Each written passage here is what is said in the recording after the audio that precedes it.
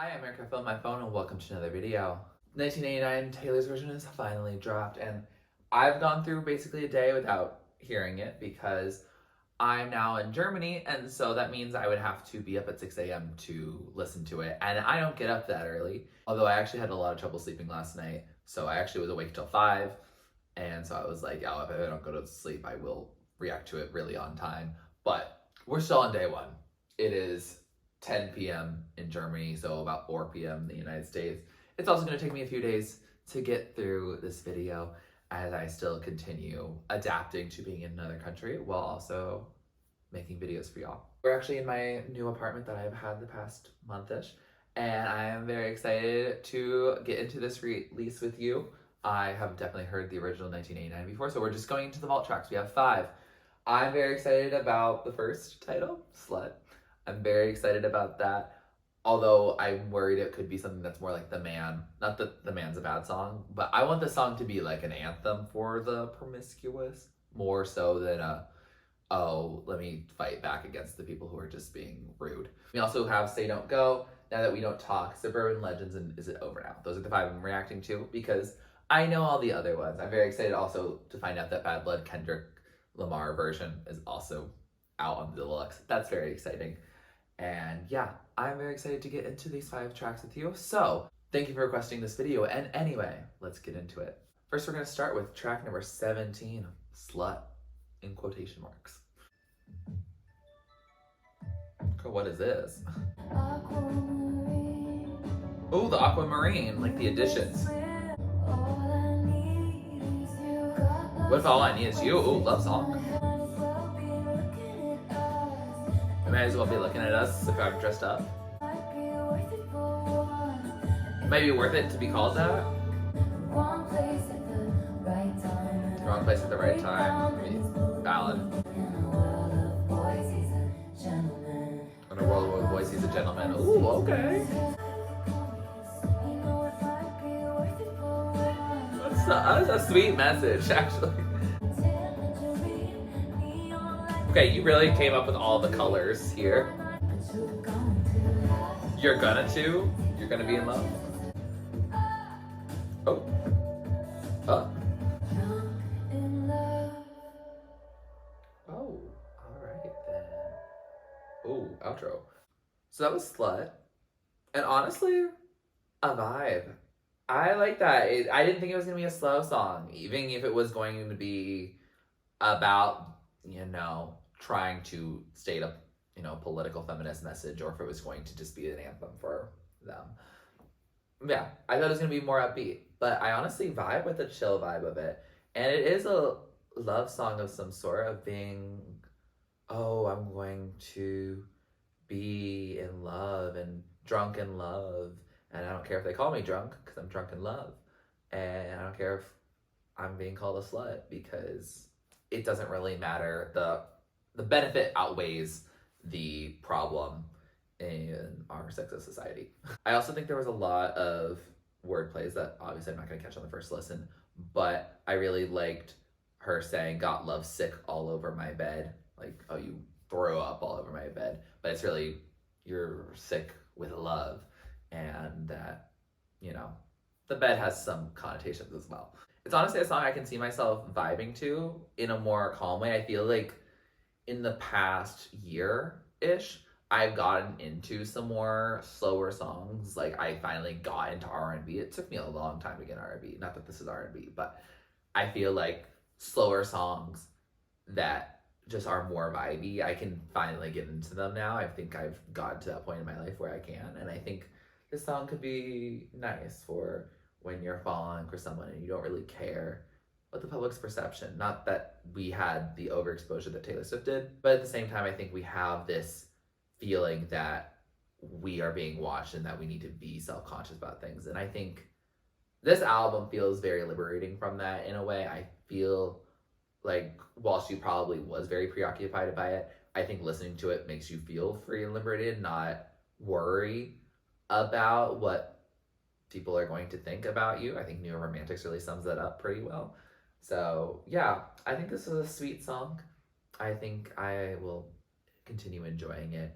and definitely is an interesting song to set the tone for these vault tracks. Track number 18, Say Don't Go. Oh, this one's 4.5 minutes. What?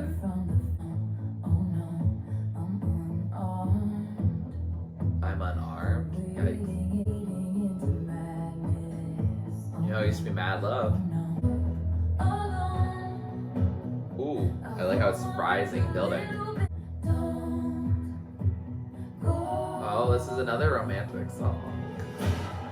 Ooh, smack.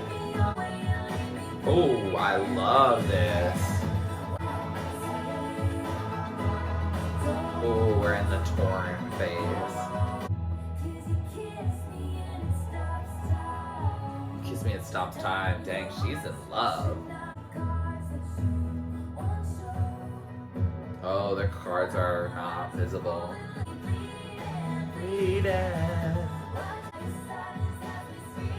Your silence has me screaming. Story of Us. Call back. Oh, I would stay forever. Whisper in the dark. Leave me in the night. Say, don't. Oh. But you won't. Oh, dang. Devastating. So that was Say Don't Go. Oh, I really like that one. I was just vibing and I started singing along to it. That's how you know it's a catchy song. And it is a pretty long song. It's 4.5 minutes. But like it feels like it's both long and short at the same time in a really good way.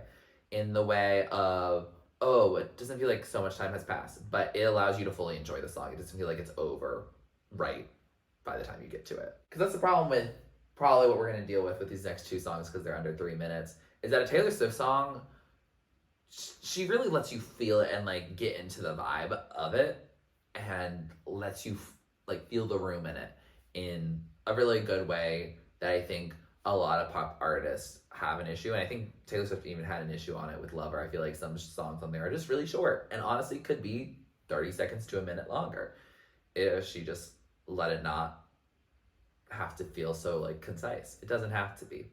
So I do appreciate her letting that one feel it. And that's a devastating song. It's about, you know, finding someone that you are in love with and that person is just not matching your energy. They don't say I love you back. They actually are leaving in the middle of the night. You're really not at the same level. You would stay forever if they say don't go, but they'll never say don't go. So they do have a cutoff for it. And that's devastating. Absolutely. I can feel this message. I feel you on this one, Taylor. I don't know who this is about. I don't care. I'm not even speculating. I'm not going to say any man's name on here other than I said my own name.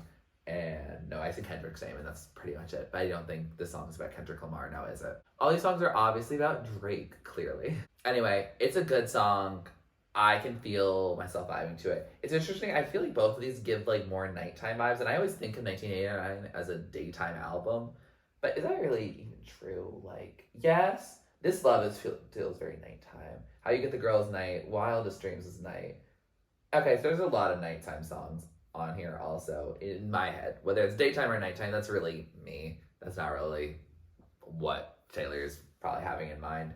But I don't know. I think the vibes of them are both like nighttime activities. And, you know, in the second one, that person's slipping out in the night. So that is really nighttime. So I'm excited to see how these other songs play into a day or night, or whether they feel cohesive on the album. You know, she was really trying for a very sonically cohesive album, and I'm actually intrigued to see who the producers and the writers on this, because I want to see who is a repeat act and who is not, because I feel like on 1989 she recruited so many people and then they get like one song that's related with them, and they probably wrote more than one together. I think the Red Vault also had a lot of people in the writing that didn't make the original album the first time around, so they were probably pretty excited to see her bring it out and, you know, them not have to do any more new work for it. That's pretty nice, I'm sure. But yeah, this one definitely is a song I'm going to stream and probably cry to at some point. Also, Say Don't Go probably has to do with All You Had to Do Was Stay. This is much more of a track 5 than All You Had to Do Was Stay. I think All You Had to Do Was Stay was probably the weakest track 5 that she's made and like the least devastating one. So I think Say Don't Go could be a really good contender for an alternate track 5. But with that, track number 19 is Now That We Don't Talk. Okay. What is this? Oh, she called her mom. Oh, vibes. It sounds like it's Midnight's.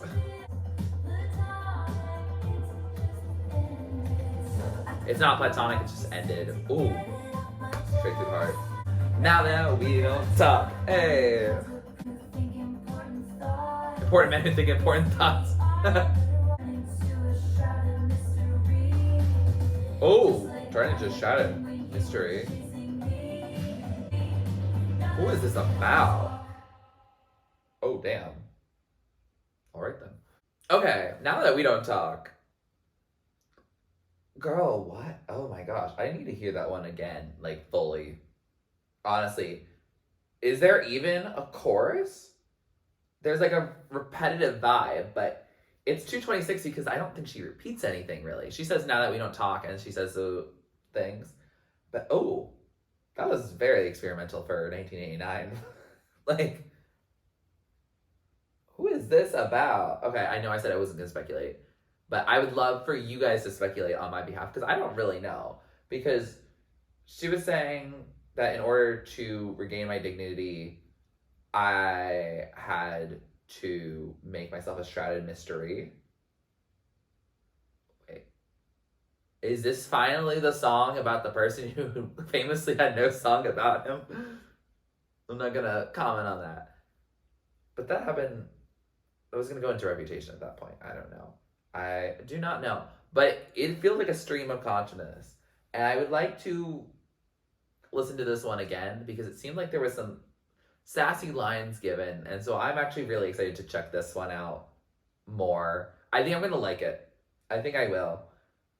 Dang, Slut's not looking as good now. Like Slut was good, but it was like a chill vibe. Which for an exclamation point and with multiple quotation marks and for having such a provocative title, I thought would be a little more But Say Don't Go, devastating. Yeah. Now That We Don't Talk.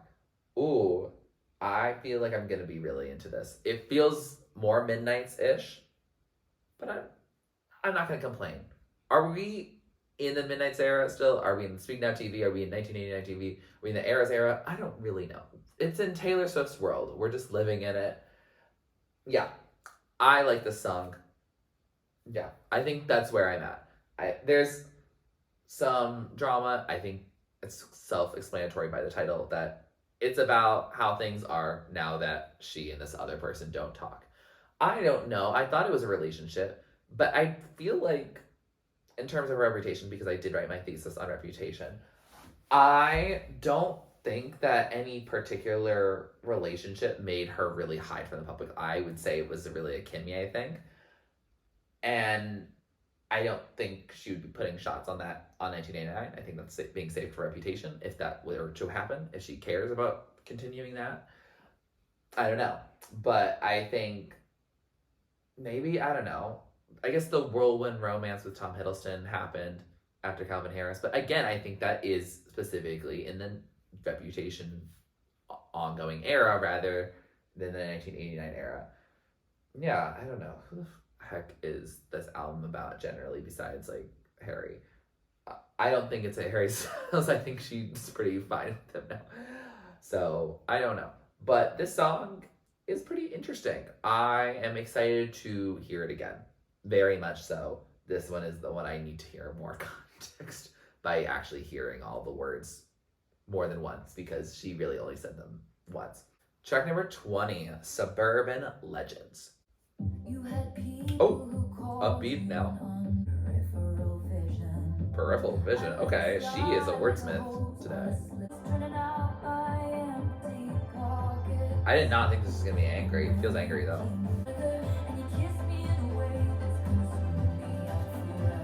kisses me in a way that'll screw me up forever. Oh God. Surprise the whole school.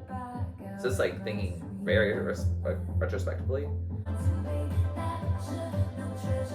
We were born to be national treasures. Ooh, okay.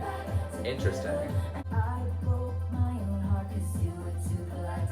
I broke my own heart because you were too polite to do it. God, Lord.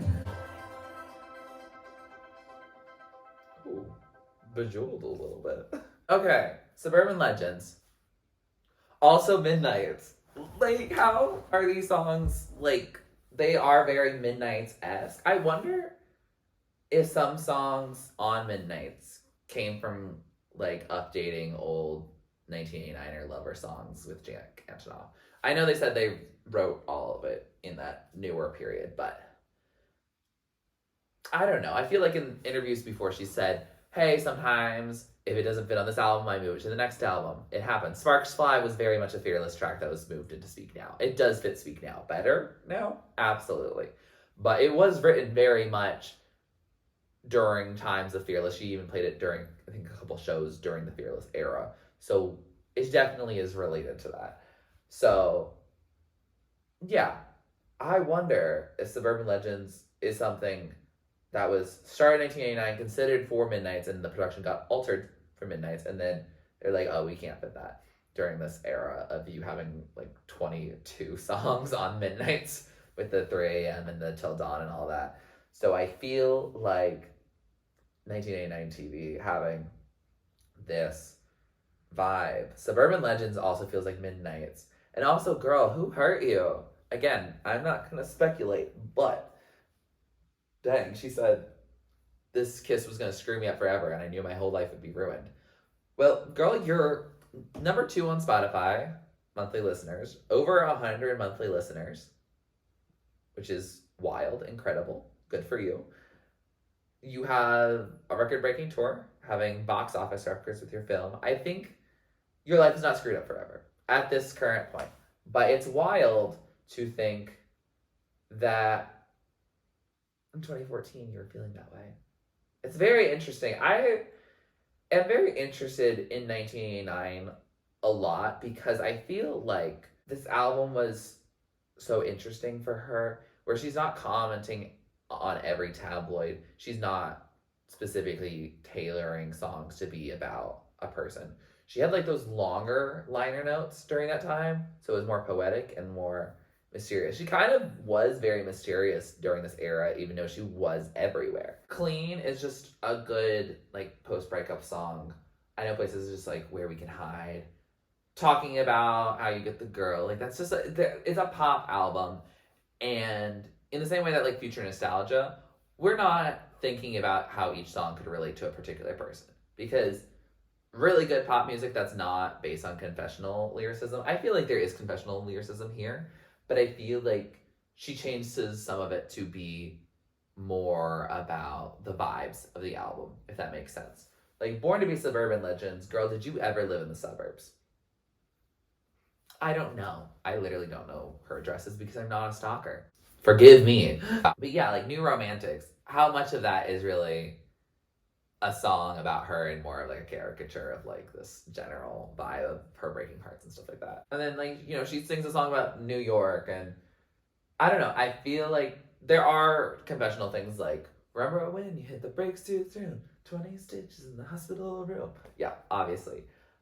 But Bad Blood is not as, you know, detailed. I'm sorry, I'm just looking at the whole track list. Yeah, I feel like these songs have been very feeling confessional when I don't really know the context. I don't think 1989 is an album I have as much context for in terms of her personal life, and I'm okay with that. I think it's actually better when we stop thinking about people's personal lives.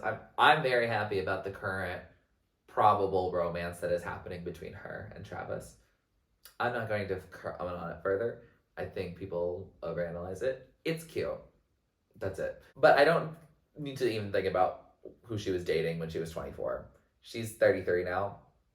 I'm not really concerned at this point. I'm 24 right now, so this album is actually coming out at the age where I should be feeling the same things that she did. I'm not in my blank space era right now, though. But I am feeling very interesting about it. As when Red came out, the Taylor's version came out in 2021. I was 22 when 22 was released. So, very interesting to feel the same age as Taylor in the writing of these tracks. And so I'm very intrigued to see in my 1989 era of like my life how I compare, how I don't. I don't know. I feel like I'm on a ramble of some sort. But the point being is that these songs feel like midnights. And the more that she like puts more words into a song, that feels very midnights-esque of her. She's done it on other things. Speak Now also does it a lot. But I felt like 1989, she generally was trying to create like catchy songs that are chill. There's something laid back. There's something nonchalant about her vibe during this era. And I think a lot of these songs that are the new ones are not that nonchalant. I don't think she could have released a song called Slut. I don't think she could have done that in 2014. So I'm glad it's here. Say Don't Go, Now That We Don't Talk, Suburban Legends. Yeah, I think the short song trend had just not happened yet. So she was really on the cutting edge. I mean, she did create this general idea of bringing back 80s sounds into her vibes. The synth, 80s synths, not the same way as Future Nostalgia and After Hours. I will put them in a different category. But I think you don't get those eras without getting 1989 a few years ago and seeing how popular that would be. While I do think that these songs, Now That We Don't Talk in Suburban Legends, do sound like more like a Midnight's era song, I do recognize that they do have very 80s style synths in them. So I understand that. That's definitely understandable. There was storytelling, but definitely just through like a pop vibe. I feel like it was less confessional. Yeah, I would say that. And so that these songs seem so confessional, so it feels a little out of place. But the songs bop. I cannot make the songs not bop. They're good. I am enjoying them. And I'm excited to see the last song of the standard edition of 1989 Taylor's version. Again, I'm not going to react to the Kendrick Lamar version of Bad Blood. I know that song. So, track number 21 is It Over Now, which is a wonderful name for a final track on an album. It's chaotic. Girl, what the... Girl, this sound... I'm sorry, this sounds like Dear Reader. Oh, alright, wake up. You drained my mouth before I called you a lying traitor. Oh, drama. Was it over then and is it over now? Ooh, kind of like the Dark Side of Style. Red Blood, White Snow. Wait, is this the ski mobile accident? Your new girl is my clone. Ooh, drama. Oh Lord, I think about. Oh gosh. But no. Ooh.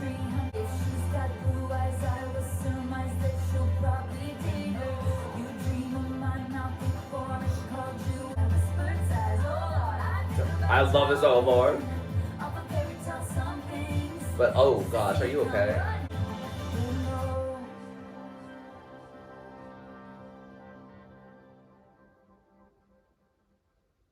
Dang. Is it over now? She was right when she was like, these ones are there's something spicy in these ones. I'm gonna say. Why do all 5 of these songs feel like they're on the same album, but not on the same album as 1989? I mean, maybe I will hear it more in the new production. I don't listen to 1989, the original, that much. Obviously, I'm going to listen to Taylor's version now. But I don't return to that album as much as a lot of her other projects.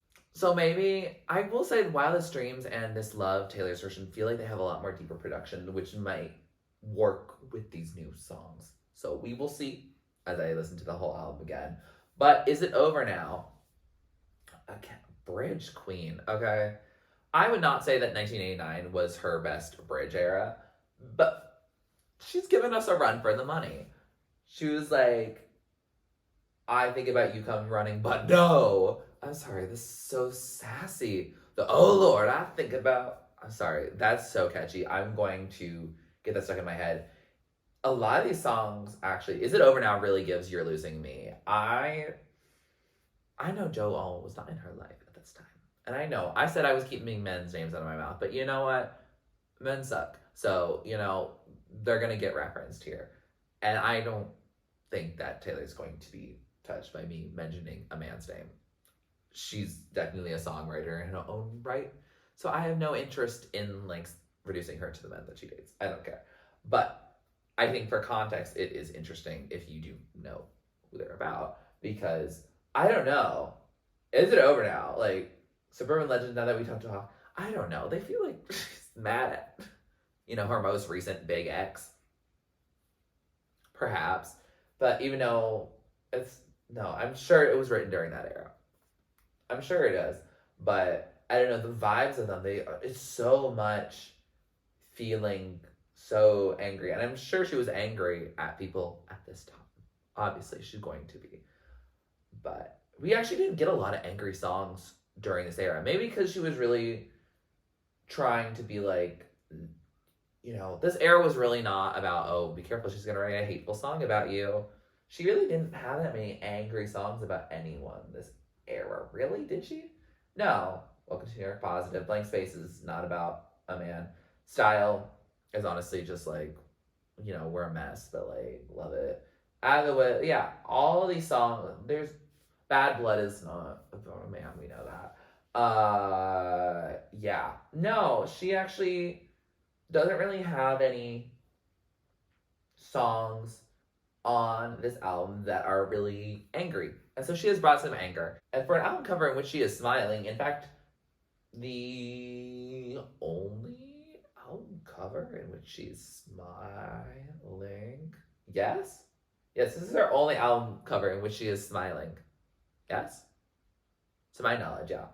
With this current version. I'm actually getting the yellow one being given, which is the one that has the sweater on. I like that one. I had picked it before I knew what it was, but I'm okay with that. I think I liked it, and I'm going to see how those pictures turn out. They're getting sent to the United States, so I'm not really going to see them anytime soon, but I'm excited for that. But yeah, Is It Over Now? Ooh, sorry, she really kind of went off there, and I don't know. Some man is going to get attacked on Twitter, probably. I'm not on Twitter, and I also don't encourage anyone to target people, celebrities, or otherwise on the internet. Why? Unless they are committing actual crimes and you are just making people aware of those crimes. That is the only time you should do that, if someone is doing something actually bad and you are stopping it. Not liking a specific artist is not that. Do not be a chaotic stan. Just don't do something that is so out of one's mind. Just don't do it. Don't dox people. Don't send threats to people. It's not funny. And I hope that eventually people who do those types of things are held responsible for that and held accountable for it. I know there's anonymity behind being on the screen. I know you can kind of say whatever you want and not get consequences. And I think that's a terrible part of the world that we live in. And yeah, I think don't do that. So even when you find out with this information, I'm just a nosy person. I'm going to probably sort it through and read some articles and figure out what they're about. But that's just because I'm a Swiftie by legacy at this point. And so I should know for the Swiftie lore what it's all about. But I don't really care about dunking on John Mayer or Jake Gyllenhaal or Taylor Lautner or Harry Styles or Joe Alwyn. Like, I don't care.